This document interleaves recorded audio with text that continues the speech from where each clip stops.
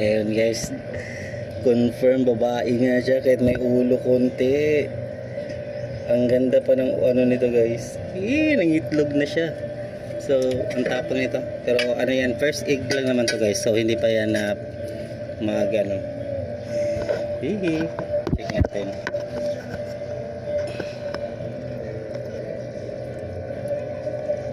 Yan ang itlog oh. Uy.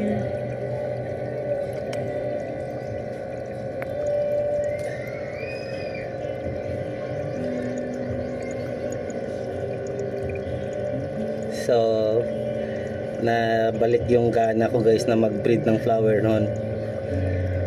Tumanik yung ano ko. Kasi ang ganda nito ng ano guys, bihira yan babae na may ulo. Let's go.